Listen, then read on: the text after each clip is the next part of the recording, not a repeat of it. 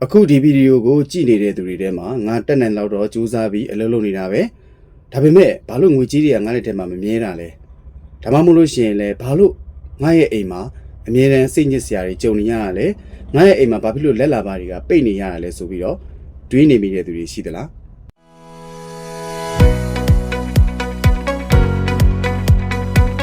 ပါခင်ဗျာ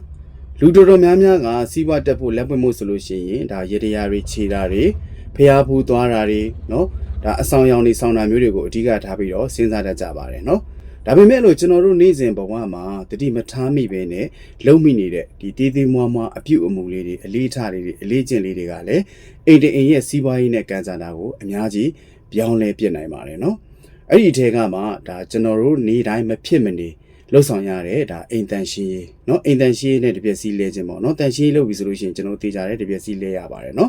အဲ့တော့အဲ့လိုမျိုးတပြက်စီးလဲခြင်းကအိမ်တအိမ်ရဲ့လက်လာပါเนาะဒါစီးပွားရေးကျန်းမာရေးနဲ့ဓာတ်ရိုက်သက်ဆိုင်နေပါတယ်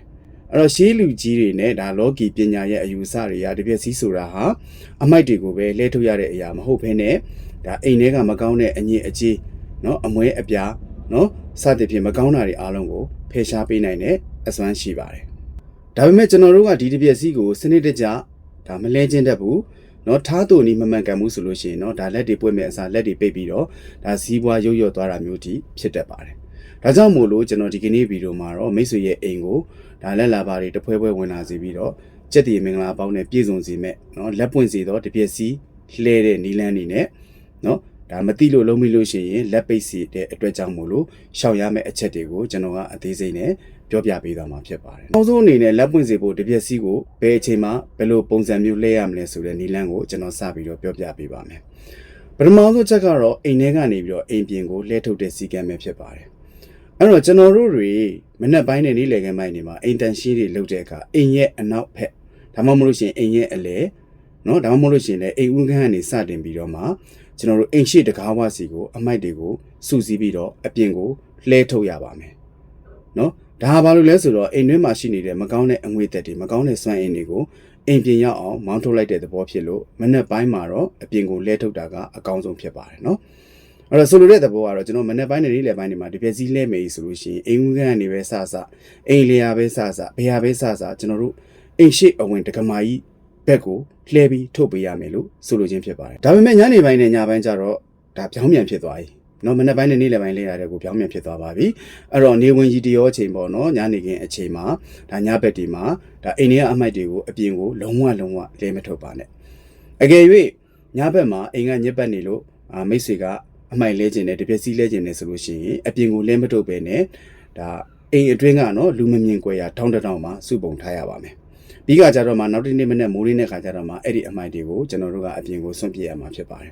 အဲ့တော့ညဘက်မှာအမိုက်တွေကိုအိမ်ပြင်လဲထုတ်တာကဘာဖြစ်လို့လဲဆိုတော့အိမ်ထဲကလက်လာပါတွေငွေကြေးတွေကိုအပြင်ကိုမောင်းထုတ်လိုက်လို့ဖြစ်တာကြောင့်မို့လို့စီးပွားရေးရုပ်ရော့တက်စီတယ်ဆိုပြီးတော့ရှေးလူကြီးသူမတွေကအပြင်ထန်တာမြင်ခဲ့ကြပါတယ်နော်အဲ့တော့ကျွန်တော်တို့နေဝင်ရီတရောအချိန်နဲ့ကျွန်တော်တို့ဒါညဘက်အချိန်တွေမှာတပြက်စီးလဲတယ်ဆိုရှင်အမိုက်တွေကိုအပြင်ကိုလဲမထုတ်ပါနဲ့နော်တကယ်လို့မဖြစ်မနေလဲရမယ်ဆိုလို့ရှိရင်လည်းလဲချင်းပြီးတော့တောက်တနေရာလေးမှာကျွန်တော်ထားပေးပါမနေ့ကညမှာဒီအမိုက်တွေကိုဒါစုပြုံယူပြီးတော့မှစွန့်ပစ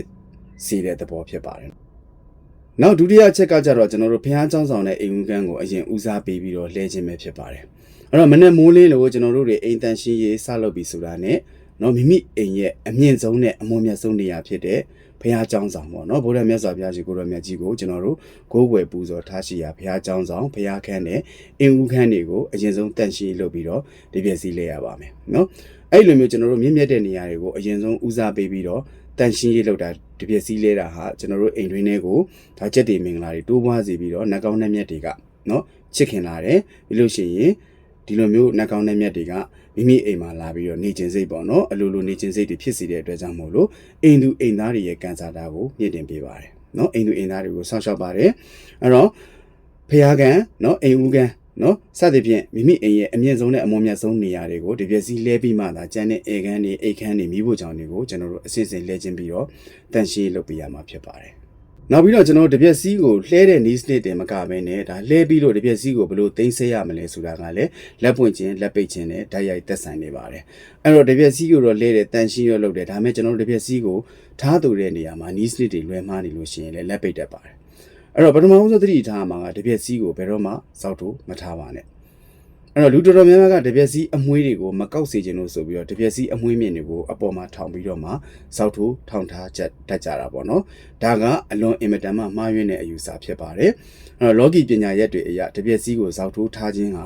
ာအိမ်တွင်းရေးစုပူတောင်းကျမ်းခြင်းเนาะပြီးတော့ကြတော့အိမ်သူအိမ်သားအချင်းချင်းဒါစကားများရမယ်ရန်ဖြစ်ရမယ်အိမ်ပူစီမယ်ပေါ့နော်ဒီလိုမျိုးအိမ်ပူပြီဆိုလို့ရှိရင်လက်လာပါရေလုံးဝပိတ်ဆို့သွားခြင်းကိုဖြစ်စေတတ်ပါတယ်အဲ့တော့တချို့အိမ်တွေမှာတွေ့ပူပါလိမ့်မယ်တပြက်စီးကိုအမွှေးမြင့်ကိုအပေါ်ကနေထောင်ပြီးတော့မှကျွန်တော်လက်ကန်ယူအောက်ကနေထားပြီးတော့ထောင်ထားတာမျိုးပေါ့နော်ဒါမျိုးကိုလုံးဝရှောင်ကျဉ်ရမှာဖြစ်ပါတယ်ဒါဆိုတပြက်စီးကိုဘယ်လိုထားရမလဲဆိုတော့တပြက်စီးကိုနေရာမှာကပ်ပြီးတော့လှဲထားလို့လည်းရပါတယ်ဒါမှမဟုတ်လို့ရှိရင်ကျွန်တော်တို့ဒီအမိုက်တွေကိုသိမ်းတဲ့အမွှေးအမြင့်တွေကိုအောက်ကိုချပြီးတော့အမိထည့်ထားခြင်းကအကောင်းဆုံးပဲဖြစ်ပါတယ်အဲ့တော့အဲ့လိုမျိုးမိမိကနေပြီးတော့မှဒီလဲကျင်းတဲ့အမွှေးမြင့်တွေကောက်သွားမှာဆိုလို့ရှိရင်လည်းဒါစောက်ထိုးတော့မထားပါနဲ့เนาะဒါနေရာလေးမှာကပ်ပြီးတော့လှဲထားလို့လည်းရပါတယ်เนาะအကောင်းဆုံးကတော့ဒါအမွှေးမြင့်အမိုက်သိမ်းတဲ့အမွှေးမြင့်ကိုအောက်ကိုချပြီးတော့မှဒီလက်ကန်ယူအပေါ်မှာထားပြီးထောင်ထားတာကတော့အကောင်းဆုံးဖြစ်ပါတယ်။နောက်ပြီးတော့ကျွန်တော်တို့တပြက်စီးကိုမျက်စိရှေ့မှာအထင်ရှားမထားပါနဲ့။ဆိုလိုတဲ့သဘောကတော့လူမြင်သာတဲ့နေရာမှာမထားခိုင်းတာပါနော်။အဲ့တော့အိမ်ရှိကန်ဧကန်ဒါမှမဟုတ်လို့ရှိရင်အိမ်ထဲကိုဝင်ချင်းနော်ဒါမျက်စိတွေကိုတဲ့မြင်နေရမယ့်နေရာမျိုးတွေမှာတပြက်စီးကိုအထင်ရှားထောင်မထားရပါဘူးနော်အဲ့တော့အိမ်ကိုလာတဲ့ဧည့်သည်ကပဲဖြစ်ဖြစ်ကိုယ်တိုင်ကပဲဖြစ်ဖြစ်အိမ်ထဲကိုဝင်ချင်းကျွန်တော်တို့တပြက်စီးကိုတန်းပြီးတော့မြင်နေရမယ်ဆိုလို့ရှိရင်လည်းလက်ပိတ်တတ်ပါတယ်နော်ဒါကြောင့်မို့လို့တပြက်စီးကိုကျွန်တော်တို့တွေလဲချင်းပြီးသွားပြီးတန်းရှင်းလုပ်ပြီးသွားပြီဆိုလို့ရှိရင်အသုံးပြုပြီးသွားပြီဆိုလို့ရှိရင်ဒီတပြက်စီးကိုလူမမြင်ကွယ်ရနေရပါတော့ဒါအိမ်တော်ဖေးနော်တီးတဲ့နေရာလေးတပြက်စီးထားဖို့အတွက်တီးတဲ့နေရာဒါမှမဟုတ်ရှင်တူလောင်းရုံလိုနေရာမျိုးပေါ့နော်အဲ့တော့လူမမြင်လွယ်တဲ့တောင်းတနေရာမျိုးမှာကျွန်တော်တို့စနစ်တကျနဲ့ဒါတတ်ရဖုံးကွယ်ပြီးတော့သိသိထားပေးရမှာဖြစ်ပါတယ်အဲ့တော့မသိလို့ပဲဖြစ်ဖြစ်သတိမထားမိလို့ပဲဖြစ်ဖြစ်လုံးမိလို့ရှိရင်လည်းဒါလက်ပိတ်စေတတ်တဲ့ရှောင်ကျင်ရမယ့်အချက်တွေကိုကျွန်တော်ဆက်ပြီးတော့ပြောပြပေးပါမယ်နော်အဲ့တော့နံပါတ်1အချက်ကတော့ကျွန်တော်တို့လူရှိနေတဲ့အချိန်မှာခြေထောက်ကိုလှဲမိခြင်းဖြစ်ပါတယ်အဲ့တော့အိမ်ထဲမှာဒါမိသားစုဝင်တယောက်ဒါမှမဟုတ်ရှင်ဧည့်သည်တယောက်ထိုင်နေတဲ့အချိန်ဒါမှမဟုတ်ရှင်ရက်နေတဲ့အချိန်မှာနော်သူ့ရဲ့ခြေထောက်ကိုတပြက်စီးနဲ့ထိမိအောင်လဲတာမျိုးဒါမှမဟုတ်လို့ရှိရင်သူရှိတဲ့ဘက်ကိုအမိုက်တွေလှဲပြီးတော့ပို့နေမိတာမျိုးကိုလုံးဝဒါမပြုလို့ရပါဘူးเนาะရှောင်ကျင်ရပါမယ်เนาะအဲ့လိုလှုပ်ဆောင်တဲ့အတွက်အဲ့ဒီလူရဲ့ဖုံးကန်ကိုနှိမ့်ချစေပြီးတော့မှစီးပွားလက်လာပါတွေကိုပိတ်ဆို့သွားစေပါတယ်เนาะဒါကြောင့်မို့လို့အမိုက်လဲတဲ့အခါမှာလူရှိတဲ့နေရာကိုရှောင်ပြီးတော့လှဲရပါမယ်เนาะတချို့တွေတွေ့ဖို့ကြလိမ့်မယ်လူထိုင်နေလို့ရှိရင်ခြေထောက်ကိုလာပြီးတော့ဒီပဲစည်းလင်းနဲ့ဒါခြေထောက်ကိုဝင်တက်ပြီးလှဲသွားမျိုးပါမျိုးတွေပေါ့เนาะဒါမျိုးတွေကိုကျွန်တော်တို့ရှောင်ကျင်ရမှာဖြစ်ပါတယ်နောက်နံပါတ်2အချက်ဒုတိယအရေးကြီးတဲ့အချက်ကတော့ကျွန်တော်တို့ဟောင်းနှွမ်းစုပ်ပြတ်နေတဲ့တပြက်စီးကိုလုံးဝဆက်ပြီးတော့မသုံးပါနဲ့အဲ့တော့အိမ်မှာသုံးနေတဲ့တပြက်စီးကအမွှေးတွေကျွတ်နေမယ်ပြီးလို့ရှိရင်ဒါသုံးမှုတော့မတင်တော်လောက်ရအောင်ဒါအလွန်မင်းစုပ်ပြတ်နေပြီဆိုလို့ရှိရင်ဒါဒီတပြက်စီးကိုနှမျောပြီးတော့ဆက်သုံးတာမျိုးပါမျိုးမလုပ်ပါနဲ့เนาะအဲ့တော့စုပ်ပြတ်နေတဲ့တပြက်စီးတွေကဒါအိမ်ထဲကိုဆင်းရဲမွဲတေခြင်းအငွေသက်တွေကိုဆွဲဆောင်ပြီးတော့လက်ပိတ်တက်တယ်ဆိုပြီးတော့လေဒါအယူဆရှိကြပါတယ်ဒါကြောင့်မလို့တပြက်စီးစုပ်သွားလို့ရှိရင်ဒါအစ်စ်ချက်ချင်းလဲဖို့အတွက်မိတ်ဆွေစူးစမ်းဖို့လိုအပ်ပါတယ်เนาะတတိယအချက်ကတော့ကျွန်တော်တို့တပြက်စီးချင်းမရရပါဘူးเนาะတချို့တပြက်စီးနှစ်လက်လဲကြတယ်ပေါ့เนาะအဲ့တော့ပြီးလို့ရှိရင်ဖုံးခါသလိုနဲ့เนาะတပြက်စီးချင်းကိုရိုက်ပြီးတော့ခါကြတယ်ပေါ့เนาะဒါမျိုးကိုလုံးဝရှောင်ကျင်ရပါမယ်ပြီးလို့ရှိရင်တပြက်စီးနဲ့လူကိုရိုက်တာမျိုးဒါမှမဟုတ်လို့ရှိရင်တပြက်စီးနဲ့เนาะတရိတ်ဆန်ကိုရိုက်တာမျိုးဒါမျိုးတွေကျွန်တော်တို့ရှောင်ကျင်ရမှာဖြစ်ပါတယ်အဲ့တော့တပြက်စီးမှာကတ်နေတဲ့အမိုက်တွေခါချခြင်းလို့ဆိုပြီးတပြက်စီးနှစ်ခုကိုရိုက်ပုတ်တာမျိုးတွေဒါမှမဟုတ်လို့ရှိရင်ကိုကဒါလက်လွတ်စပဲပေါ့เนาะဒါကလေးတွေเนาะအိမ်မှာရှိတဲ့ဒါခွေးတွေကြောင်တွေကိုတပြက်စီးနဲ့ဒေါသတကြီးရိုက်နေတာမျိုးတွေဟာဒါအိမ်တွင်းမှာရှိနေတဲ့လက်လာပါတွေကိုဒါကိုယ့်လက်နဲ့ကိုပြန်ပြီးတော့ရိုက်ထုတ်လိုက်တယ်လို့ဖြစ်တတ်တာအတွက်ကြောင့်မို့လို့ဒါကိုအထူးရှောင်ကျင်ဖို့အတွက်အရေးကြီးပါတယ်အဲ့တော့နောက်ဆုံးအနေနဲ့အရေးကြီးဆုံးလက်ခေါ်နီနောက်ပြီးတော့အစွမ်းတက်လျှို့ဝှက်ချက်တစ်ခုကိုကျွန်တော်မျှဝေပေးခြင်းပါတယ်အဲ့ဒါကတော့ကျွန်တော်တို့ရဲ့စိတ်နေစိတ်ထားနဲ့ဆိုင်ပါတယ်အဲ့တော့ကျွန်တော်တို့တပြက်စီးလဲတဲ့အခါတန်ရှင်းလုပ်တဲ့အခါမှာကျွန်တော်တို့စိတ်တူစိတ်ညစ်ညစ်နဲ့ပေါ့နော်ဒါညစ်ပတ်လိုက်တာလဲရလဲပင်ပန်းလိုက်တာဆိုပြီးတော့ဘယ်တော့မှမတွေးပါနဲ့တချို့ရှိတယ်အလုပ်ကလည်းပင်ပန်းနေလေအိမ်ထဲမှာလည်းဒါညစ်ပတ်ရှုပ်ပွားနေတဲ့အခါမှာတန်ရှင်းရလဲကွာမဖြစ်မနေလို့ရတော့မယ်တပြက်စီးရလဲမဖြစ်မနေလဲရတော့မယ်အဲ့လိုမျိုးလဲရတော့မယ်လုပ်ရတော့မယ်အခါမှာကိုကစိတ်တူစိတ်ညစ်ညစ်နဲ့နော်ဒီဟာကိုကဒေါသစိတ်တွေဖြစ်ပြီးတော့မဟာညစ်ပတ်နေတာပဲဒါလှဲရတာပင်ပန်းလိုက်တာတန်ရှင်းလောက်ရတာပင်ပန်းလိုက်တာဆိုပြီးတော့ဘယ်တော့မှမငြင်းညူပါနဲ့အဲ့လိုပြောဆိုပြီးတော့လည်းဘယ်တော့မှမလဲပါနဲ့တန်ရှင်းဘယ်တော့မှမလုပ်ပါနဲ့เนาะအဲ့လိုစိတ်ညစ်ညူးစွာနဲ့ဒါလဲလို့ရှိရင်ဒါအိမ်ထဲကိုမကောင်းတဲ့စွမ်းအင်တွေကဝင်လာပါလိမ့်မယ်เนาะအကောင်းဆုံးကတော့တပြက်စီးလဲတဲ့အခါမှာစိတ်ကိုကြည်ကြည်လေးနဲ့ထားပြီးတော့ဒါစိတ်ထဲကနေပဲဖြစ်ဖြစ်နှုတ်ကနေပြီးတော့ပဲဖြစ်ဖြစ်เนาะငါအိမ်ထဲမှာဒါမကောင်းတဲ့အညစ်အကြေးတွေเนาะအမွှေးပြားတွေเนาะအဆိုးတွေအားလုံးကိုဒါ ဒါလွင့်စင်သွားပါစေเนาะကောင်းခြင်းမင်္ဂလာတွေနဲ့လက်လာပါတွေအပြည့်စုံဝင်လာပါစေဆိုပြီးတော့တွေးတောပြီးတော့မှဆူတောင်းပြီးတော့မှလှည့်ပေးပါနှုတ်ကပြောလဲရပါတယ်စိတ်ကနေပြီးတော့တွေးလို့လည်းရပါတယ်เนาะဒီလိုမျိုးလဲပြောပြီးတော့မှဒါလဲချင်းပြီးတော့မှစိတ်ကြည်ကြည်လေးနဲ့ကျွန်တော်တို့လုပ်မယ်ဆိုလို့ရှိရင်အဲ့လိုပြုလုပ်ခြင်းကเนาะမိမိအိမ်ရဲ့စက်တည်မင်္ဂလာကိုဒါတိုးတက်စေပြီးတော့အစွမ်းတက်ဆုံးဒါလက်ခေါ်တဲ့နီးတလက်ပဲဖြစ်ပါတယ်เนาะအဲ့လိုမျိုးလေးစိတ်ကိုကြည်ကြည်လေးနဲ့ထားပြီးတော့မှမိမိကဒီပြစည်းလဲမယ်အိမ်ကိုတန်ရှည်လုပ်မယ်ဆိုလို့ရှိရင်မိတ်ဆွေရဲ့အိမ်ကလက်လာပါတယ်ဒါအစမတန်เนาะစတဲ့တပူဒါတိုးပွားစီမှာဖြစ်ပါတယ်เนาะဒါကြောင့်မို့လို့ဒီကနေ့ဒီဗီဒီယိုလေးကိုကျွန်တော်က